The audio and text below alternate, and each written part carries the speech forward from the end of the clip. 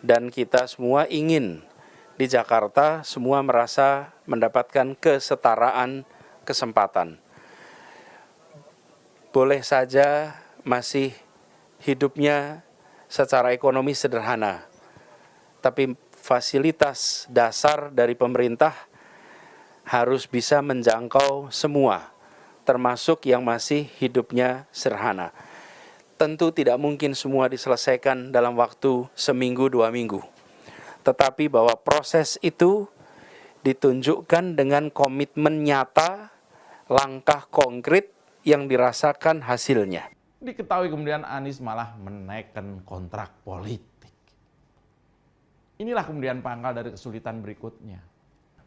Kontrak politik itu berisi tuntutan warga agar Anies Baswedan memenuhi hak dan memberikan perlindungan bagi warga Tanah Merah. Salah satunya warga Tanah Merah meminta untuk melegalkan kepemilikan tanah karena mereka telah menetap selama lebih dari 20 tahun. Dan betul, ketika Anies menang, lalu berlanjut dengan terbitnya izin mendirikan bangunan atau IMB, tanah ilegal di IMB-kan. Pak Anies ini tanpa konfirmasi, tanpa ada sosialisasi ke masyarakat nelayan, tiba-tiba dia membuat IMB. Dia harus mengutamakan ke masyarakat. Itu harus mengkaji ulang AMDAL-nya, analisis dampak lingkungan. Ini yang kita perhatikan.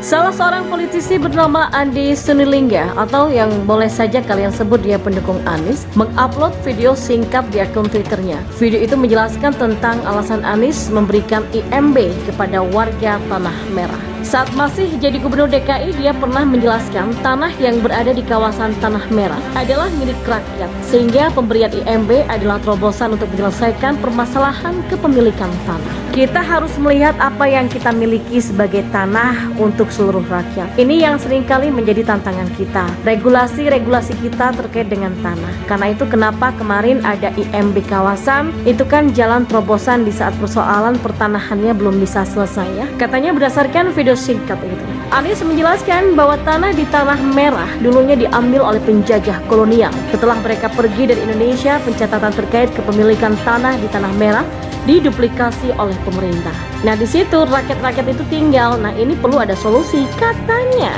Kata dia, duplikasi terkait pencatatan tanah di Tanah Merah adalah pemerintah justru menimbulkan konflik dengan warga setempat.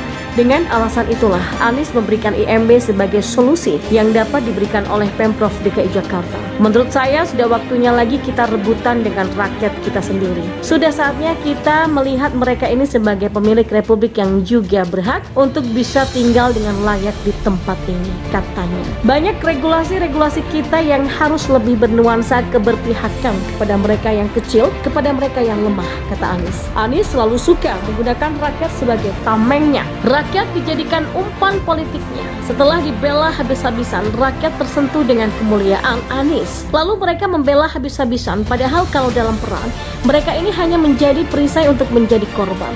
Bukan masalah bela rakyat atau tidak, ini masalah apakah legal atau menabrak aturan. Anies terkenal tidak menurut pada aturan dalam banyak kesempatan. Nah, pengamat tata ruang kota Nirwono Joga mengatakan IMB tidak dapat dikeluarkan jika tidak disertai dengan SHM. IMB bukan bukti kepemilikan hak atas tanah.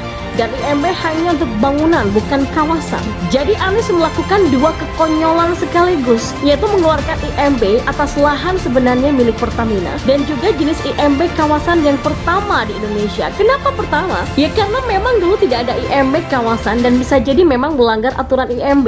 Anies itu tabrak sana, tabrak sini, ugal-ugalan demi suara warga yang mau dia bantu. Nirwono mengatakan IMB hanya bisa dikeluarkan jika sesuai peruntukan tata ruangnya dan dilengkapi dengan keterangan kepemilikan hak atas tanah. Kalau nggak ada sertifikat tanah, nggak bisa keluar IMB-nya, kata dia. Jadi jelas Anies tidak berhak mengeluarkan IMB.